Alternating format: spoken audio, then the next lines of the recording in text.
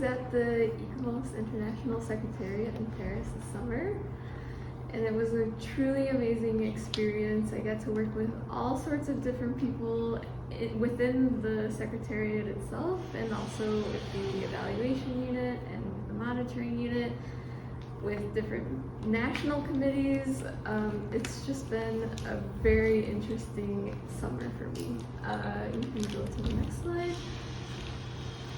My main project was the Culture Nature Prize, and this came about because of years of hard work of the Connecting Practice program between UNESCO, IUCN, ICROM, and ICOMOS, and they have been working together to create a bridge between the gap of natural heritage and cultural heritage. And this was an interesting situation because this is the first time that ICOMOS put together a prize to highlight the works of ICOMOS members globally on their work that bridges the two together. So I can't tell you the results because it will be announced by the ICOMOS president, Teresa Patricio, at the GA this October in Bangkok. But what I can show you is the short list. And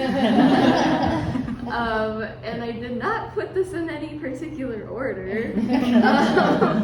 But I just wanted to show you some examples of things. I just really want to talk about the top one here that came in from Guatemala, just really quickly. But this is rock art that's found deep within the Mayan jungle of Guatemala, depicting the creation story of the forest, which is depicted in the rock art. And what they're going to be doing is creating a graphical dictionary of this artwork, and it's a very interesting connection between culture and nature, I think. We also have some really interesting things from Burkina Faso, Iran. I know this doesn't look like something you would necessarily think of when you think of Iran, but this is a community garden, and this was brought in from an association and completely grassroots level work here. We have shortlisted projects from India, from China, from Japan, from Estonia, Argentina, and Spain. And they're all very interesting, and I can't wait for you guys to see the results this October.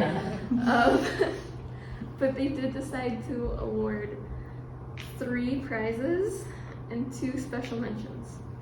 So this was a very interesting jury of 5 people who represent the geographical regions of the world.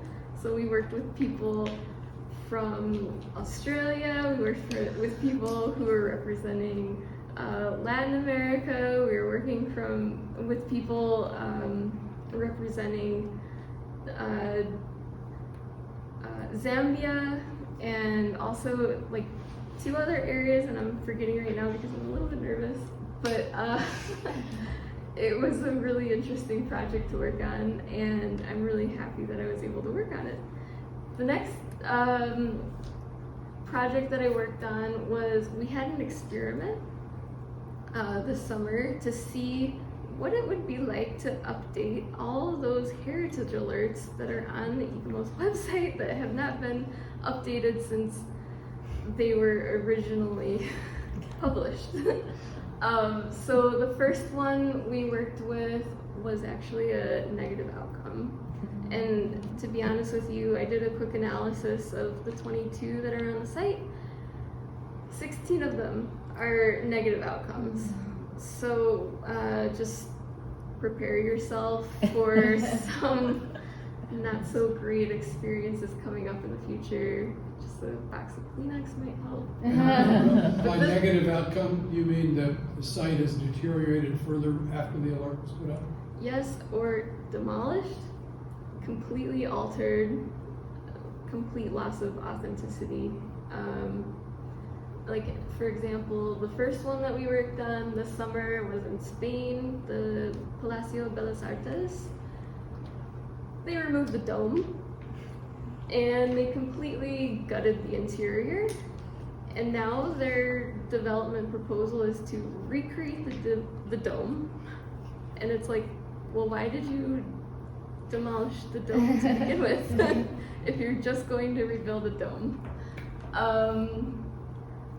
So you can see the Heritage Alert update on the website now. We also started working on 5 additional Heritage Alert updates. This is kind of like not the best time of year to do that because a lot of people are on summer break. But we got like 5 of them started.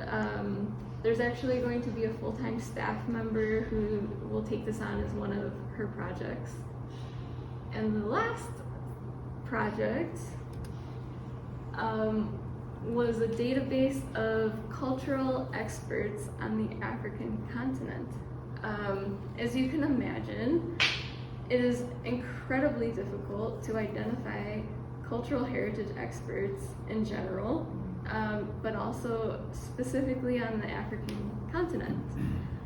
And what we did here was we created a list of members completely that were geographically associated with the continent of Africa.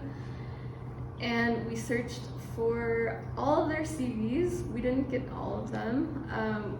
What we would like to do is actually send out a survey and request CVs from people, but what we were able to do was fill in the information for most of these members. And this is really important because as you might or might not know, there's 3 sections of the ICOMOS International Secretariat. There's the International Secretariat, which is run like a nonprofit organization with a communications department, like project management, administration, that kind of thing. There's also the evaluation unit, and they go through the nomination process, and there's also the monitoring unit. And they are the ones that are responsible for the state of conservation reports every year. And they all have a need to identify cultural heritage experts to pair with a World Heritage expert on their missions when they do these state of conservation reports or for these nomination evaluations. So this database will be really helpful for ICOMOS International in general, and then we're hoping to really expand this and find out more information about these members. So I just wanted to thank you all. This is a really interesting summer. We worked with a lot of different people, and it was a really interesting collaborative effort. So thank you.